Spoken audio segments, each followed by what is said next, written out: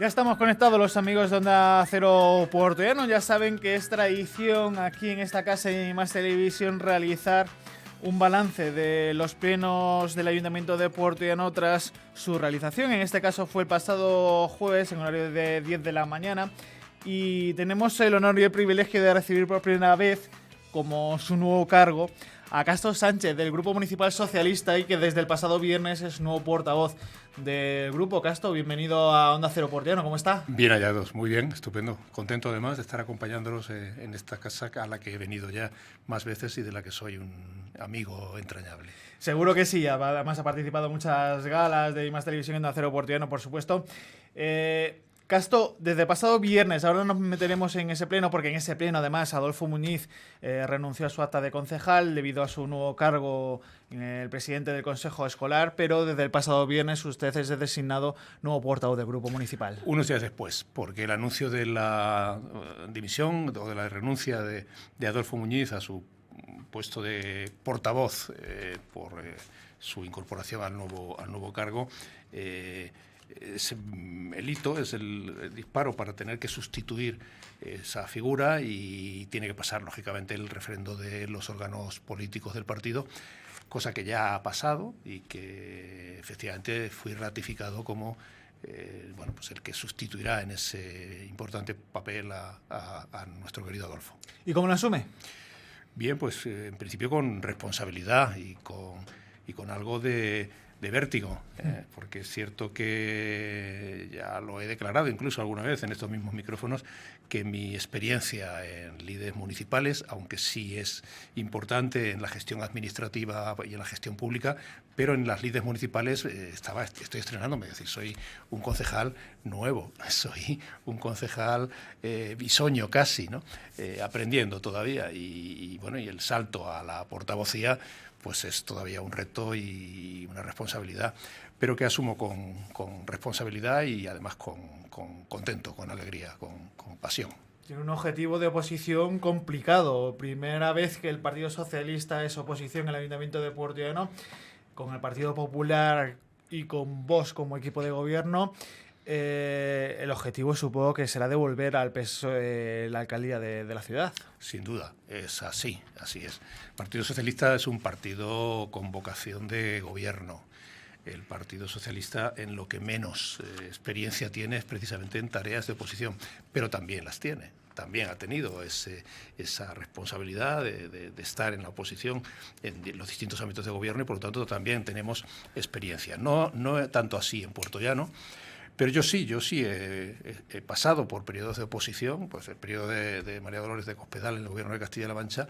Yo había formado parte del Ejecutivo anterior con José María Barreda en un puesto también provincial, de responsabilidad provincial, y hicimos el tránsito de poder a la oposición, pasamos la travesía del desierto y recuperamos de nuevo la confianza de los ciudadanos. Creo que la experiencia aquella seguramente podremos replicarla en Puertollano, ese es mi deseo, y hacer de nuevo esa transición. El objetivo es efectivamente hacer una oposición constructiva, responsable y suficientemente confiable para los ciudadanos para que nos devuelvan el próximo 2027 la confianza. Analizamos el pleno del pasado jueves, un pleno con muchos puntos, pero al final de un debate más o menos corto para los que nos tienen acostumbrados en el pleno de Puertollano, con muchas alegaciones y con muchas modificaciones de crédito. No le voy a preguntar por esa continuidad del abono del autobús, porque fue por unanimidad y es una cosa sensata y lógica para los ciudadanos, porque al final es una cosa que viene del gobierno nacional y que el Ayuntamiento de Puertollano pues también lo atestigua, así que bueno, si quiere decir algo, pero vamos, es por unanimidad y me parece una buena labor del Ayuntamiento de Puertollano continuar con este papel. Un buen número de decisiones de las que se toman en el pleno no dejan de ser el devenir rutinario del funcionamiento de un ayuntamiento y por lo tanto no tiene más trascendencia que hay que pasar por el trámite del pleno. En este caso, en el tema del abono del transporte así es, era continuar además aplicando, implementando en Puertollano ese descuento al abono del transporte que viene efectivamente financiado con los fondos europeos y a través del Gobierno de España y que el Ayuntamiento además se compromete a complementar en sus políticas también locales. Creo que ya se hizo en la legislatura anterior, se va a hacer de nuevo en esta y el acuerdo fue de trámite prácticamente. Bueno, nos metemos de lleno, por ejemplo, en el tema del agua y se rechazan las alegaciones de Aguas de Puertollano para esa subida del agua y además la creación de esta mancomunidad del agua para el uso de otros municipios de este agua del embalse de Montoro, ¿verdad, Castó? Y usted tiene ahí información porque de desarrollo sostenible viene usted. Bueno, tenemos competencias dentro de desarrollo sostenible sobre el agua de Castilla-La Mancha. Fíjense, no tanto en la de Puertollano, porque la competencia sobre el agua tiene tres administraciones que actúan sobre ellas de manera indistinta y a veces de manera incluso solapada, ¿no? Está el Estado a través de los organismos de cuenca, las confederaciones hidrográficas, está la propia Junta de Castilla-La Mancha, el Gobierno de Castilla-La Mancha a través de la Agencia del Agua y de Infraestructura del Agua, y luego están los municipios. Es decir, los municipios también tienen competencias a veces exclusivas y únicas sobre el abastecimiento y sobre la depuración. En el caso de la comarca de Puertollano, prácticamente todo el ciclo integral del agua está bajo la competencia municipal. Las decisiones sobre la subida de las tasas tienen que ver con el estado financiero de Aguas de Puertollano y que ya en otros momentos han habido también dificultades en las cuentas de resultados de Aguas de Puertollano, que es una empresa pública-privada, una empresa mixta, y se han resuelto pues con planes de viabilidad en los que se ha incorporado la liquidez necesaria o los fondos necesarios para asumir esa situación de debilidad financiera. Y se ha evitado, en la medida de lo posible, que eso tuviera que hacerse a costa del recibo de los usuarios siempre que se ha podido. En esta ocasión, efectivamente, votamos en contra de la subida porque, lejos de cumplir la promesa electoral que hacía el gobierno del Partido Popular en Puertollano, de que no iba a subir los impuestos, se estrenó prácticamente la legislatura anunciando ya una subida de la tasa del agua de un 7%. Evidentemente, afeábamos que habían mentido a los ciudadanos porque en la frente, no os voy a subir los impuestos y os subo el agua. Lo intentaba justificar con el tema de las pérdidas que tenía Aguas de Puertollano y le hemos señalado, destacado, demostrado que esas pérdidas son perfectamente enjugables con otros mecanismos que no necesariamente repercutiéndolo al ciudadano. Y esto, aunque es así básicamente, además se ha mezclado con otro asunto, que es un asunto que viene de lejos, y es el derecho que tienen los pueblos de la comarca que están potencialmente conectados al ciclo integral del agua de Puertollano y que se podrían estar abasteciendo de este agua, a saber, Hinojosas de Calatrava, Cabezarrubias del Puerto, Mestanza y Almodóvar. Con estos municipios, en el año 2014, se constituyó una comunidad de usuarios. Sí. Y está legalmente constituida dicha comunidad, inscrita en la Confederación Hidrográfica del Guadalquivir, que es el organismo de cuenca competente para ello, y tienen una concesión de 7,7 millones de metros cúbicos al año, perfectamente legislado, establecido, y es un derecho que tiene la comunidad de usuarios. El abastecimiento del que hoy disfrutamos se hace bajo el paraguas de esa concesión administrativa. Comunidad de usuarios, 7,7 millones de euros. Bien, pues desde hace 8 años, prácticamente 2 legislaturas, esa comunidad de usuarios que se había firmado antes de que en los ayuntamientos, sobre todo de estos pueblos que estamos diciendo, cambiaran de signo político y fueran gobernados por gobiernos del Partido Popular. El acuerdo de la comunidad se había firmado inmediatamente antes. Los nuevos alcaldes, los nuevos responsables, hace 8 años, deciden negarse a participar de esa comunidad. Además, justificaban que no necesitaban además el agua de Puertollano porque ellos ya estaban abasteciéndose de una tubería de agua que trae Repsol desde el pantano de Montoro y de la que se abastecía. La Confederación Hidrográfica del Guadalquivir ya les venía advirtiendo que esa concesión no es la que ellos tenían. Estaban bebiendo de la concesión que correspondía a Repsol, pero no a la que ellos tenían asignada con Puertollano. Esta situación fue provocando pues que dejasen de cumplir con sus obligaciones, entre ellas pagar las tasas y las cuotas, y acumulando, por lo tanto, esa deuda histórica. Bien, ¿qué ha sucedido? Pues ha sucedido algo que estaba por venir, es decir, que ha venido un periodo de sequía, el agua del que se abastecían el Montoro a través de la tubería de Repsol va a dejar de llegar por esa tubería agua del Montoro, va a venir ahora agua del pantano del Jándula, entre otras cosas porque la Confederación, por el estado del pantano del Montoro, impedirá a Repsol de manera inmediata seguir abasteciéndose de ahí.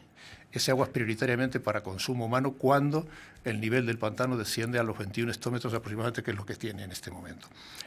Empezará a venir agua por la tubería del Jándula y estos ayuntamientos van a tener un problema porque ese agua no es apta para el consumo humano. Evidentemente, eso ha encendido las alarmas. Y las alarmas, además, se han encendido en este momento en el que precisamente el signo político de estos ayuntamientos, que entonces eran del Partido Popular, ahora son del Partido Socialista. Y estos ayuntamientos han manifestado, mire usted, nosotros aceptamos el modelo de comunidad de usuarios que se constituyó en el 84. La infraestructura existe, se hizo entonces. Necesitaría la revisión necesaria, no una revisión de 10 años que estuviera abandonada, no. Las revisiones se han venido haciendo año a año, por lo tanto, revisar la instalación sería relativamente sencillo y probablemente de bajo coste. Háblanos usted el grifo ya de esa tubería y desde mañana que tengamos ya ese agua. Bien, pues ese es el planteamiento. ¿Qué ha sucedido? Pues ha sucedido que nuestro alcalde, supongo que desinformado, no entiendo que lo haya podido hacer de mala fe, desinformado, ha negado la mayor y se ha alineado con la posición de entonces. No me vale el modelo de gestión, ha dicho. Hay que crear otro modelo de gestión, una mancomunidad. Una comunidad no me vale, una mancomunidad. Y ha declarado, ha hecho ruedas de prensa, ha manifestado que su voluntad es hacer una mancomunidad y resolver el problema. Me parece muy bien, la intención es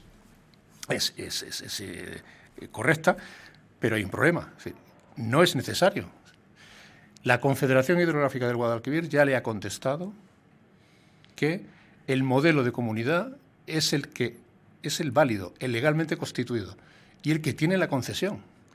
Es decir, si usted quiere agua, tiene que ampararse en ese modelo que es el que existe y esta comunidad de usuarios. Y además es el que la ley de aguas establece como el más adecuado para este tipo de agrupamientos de usuarios. Si una vez que usted ya esté funcionando con esa comunidad de usuarios, deciden después, en el propio órgano, que el modelo de gestión lo quieren perfeccionar hacia otra modalidad jurídica, decídanlo en el propio órgano. Aprueben ustedes que les conviene mejor un consorcio, una mancomunidad o un medio pensionista. Llámenlo ustedes como quieran, siempre que encaje en las figuras jurídicas posibles, pero tendrán que partir del órgano que ya existe para tomar la nueva decisión. Y una vez, además, que lo hayan aprobado en dicho órgano, llévenlo a los plenos de los correspondientes ayuntamientos para que también sea aprobado. Y sería perfecto, pero no ponga la carreta delante de los bueyes. Es decir, avance usted con comunidad de usuarios, qué es lo que tiene, qué es quien tiene la concesión, y empiece a darle agua mañana. Está tardando. Explicado perfectamente. Siguiente tema importante, porque en el asunto del día del Pleno, la propuesta dictaminada para la personación del procedimiento ordinario 393/2023, seguido en el juzgado de lo contencioso administrativo número 2 de Ciudad Real. Así contado, pues a la gente de a pie de la ciudad de Puertollano pues no lo sabrá, pero tiene que ver con la central y con el Terry, Castó. Sí, bueno, son asuntos que en la historia de la gestión urbanística de Puertollano fueron quedando como lagunas, como agujeros negros que están pendientes todavía de resolver. Yo creo que es importante, antes de explicar exactamente de qué se trata, de ponernos en el contexto, ¿vale? Estamos hablando aproximadamente del año 2008-2009 aproximadamente, en el que España estaba absolutamente boyante. Todavía antes de entrar, justo en el punto de inflexión. España estaba todavía inmersa en esa burbuja inmobiliaria en el que se construía con absoluta compulsión y que además parecía que no tenía fin. Es decir, todo el mundo era rico, todos teníamos dinero, coche, porque teníamos piso. Y a partir de ahí España triunfaba y volaba en la abundancia. Esa ilusión se rompe, estalla, Puerto Llano no era ajeno a aquello. Puerto Llano tenía en ese momento unas expectativas de crecimiento de casi 75-80.000 habitantes. Recordemos además que ahí estaba el boom de las renovables. Se habían instalado en España fotovoltaicas, industrias relacionadas con el sol, etcétera, que anunciaban un futuro extraordinario y de progreso y de crecimiento. 75.000 habitantes. Se hizo el ciclo integral del agua precisamente para aumentar la capacidad de embalse del Montoro a 100 hectómetros cúbicos, que permitiera además asumir ese crecimiento, y se empezó a redactar un nuevo plan de ordenación municipal. La gente lo conoce como POM. El plan de ordenación municipal iba a sustituir el modelo de ordenamiento ya obsoleto y antiguo, que es lo que hoy conocemos como Plan General de Ordenación Urbana, PGOU, para entendernos. Íbamos a hacer un nuevo POM para sustituir el antiguo PGOU. ¿Y qué significaba eso? Pues que mucho suelo del que en ese momento era todavía rústico y sobre el que no se podía construir, se calificaba y se expandía Puerto Llano con nuevos PAUs, nuevas urbanizaciones, para poder absorber ese crecimiento de población. Todo el mundo recuerda perfectamente que se empiezan obras, grúas por doquier, obras por doquier, en fin, trabajo por doquier. Y en ese contexto se diseña un Puerto Llano pensando en que unas zonas serían industriales, otras zonas serían de crecimiento urbanístico, etc. En la zona en lo que hoy ocupa el Terri y la central, se combinaban dos tipos de crecimiento, uno industrial, en el entorno de la Nava, y otro industrial urbano, que sería en la parte que cose la industrial con la urbanística, es decir, la parte que ahora ocupa el Terri y demás, zona verde y alguna cosa más. En esa planificación se diseña un PAU, que es un plan de actuación urbanizadora para una zona concreta, en el que se incluían los terrenos de la antigua familia que en Puerto Llano conocemos como Los Calado. Esta familia tiene dos sociedades, una que se llama New Coser SL y otra que se llama Painberg Península SL. Estas sociedades son tenedores de muchísimo patrimonio de suelo procedente de las antiguas minas de Peñarroya. Y estos señores, pues bueno, con toda la legitimidad del mundo, le plantean al ayuntamiento la posibilidad de cederle un espacio a cambio de que se les calificase otro terreno para construir viviendas. Bueno, ese fue un acuerdo. Y ese acuerdo lo enmarca un convenio urbanístico. Ese convenio urbanístico decía algo así como: yo le cedo a usted la central y el Terri gratis para que usted construya ahí servicios para la ciudad, y a cambio usted me va a calificar suelo en el que yo después haré viviendas. Y el ayuntamiento, con criterio de futuro, con criterio tal, pues en aquel momento, no olvidemos que estamos hablando de los años 2007, 2008, dice, bueno, como Puerto Llano va a crecer sí o sí, puedo firmar este convenio porque efectivamente me viene bien. Me viene bien y dentro de nada voy a tener un plan de ordenación municipal que contempla estas figuras. Sí. Y además al pueblo le sale gratis. Claro. Este terreno le sale gratis. Es una cesión que de otra manera se haría en dinero o habría que hacerlo en suelo, y esto ya lo que hacemos es adelantar esas cesiones a cambio, que es lo que habitualmente se hace cuando hay un planeamiento urbanístico nuevo. El ayuntamiento recibe de los que van a tener lucro o un incremento de valor de su suelo, reciben las compensaciones que la ley establece. En este caso, las compensaciones se reciben en forma de ese suelo. Tal. Y ahí construye la central y se construye el pabellón. ¿Por qué se hace en ese momento? Porque había dinero del Estado, subvenciones del MINER o de Europa o del Plan E, que permitían hacer obras de esa naturaleza. Por lo tanto, en ese momento las decisiones se toman en ese contexto y creo que intentando aprovechar las oportunidades que en ese momento daban los tiempos. Viene la crisis, estalla la burbuja, el señor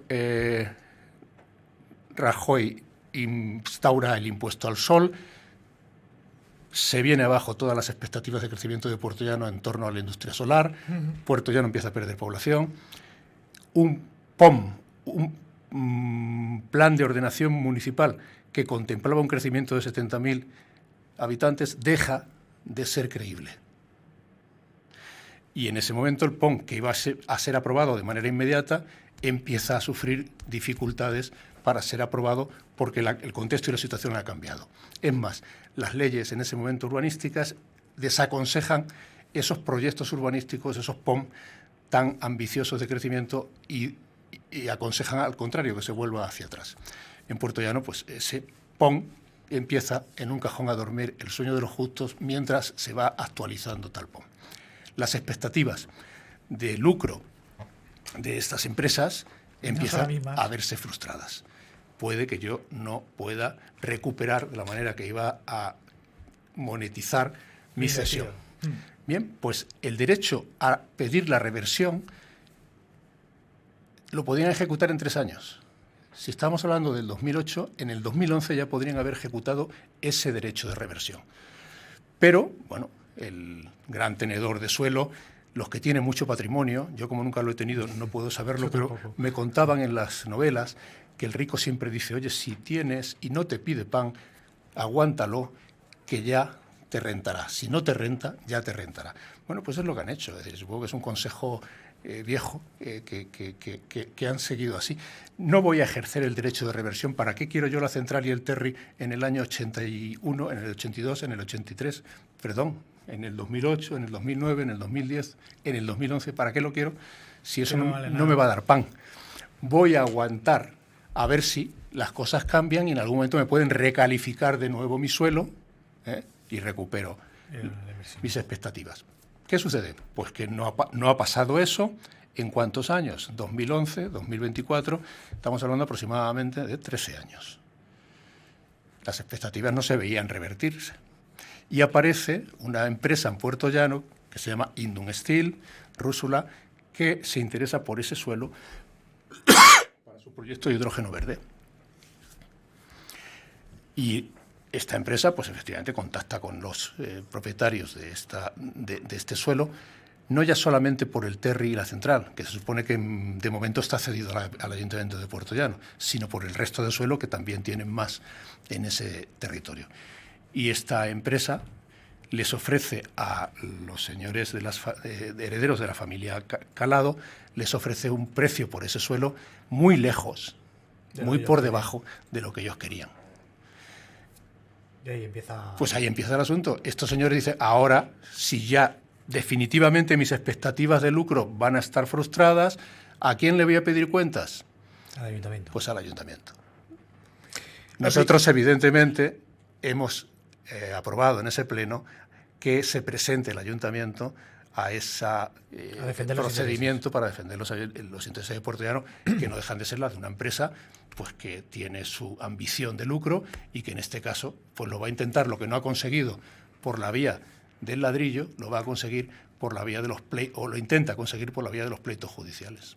Terminamos, que se me acaba el tiempo, señor Sánchez, para que, como usted acabó también, se lo dijo al señor alcalde, presidente en este caso del Pleno, unas palabras para Adolfo Muñiz, que en ese Pleno renunció a su acta para su nuevo cargo al frente del Consejo Escolar.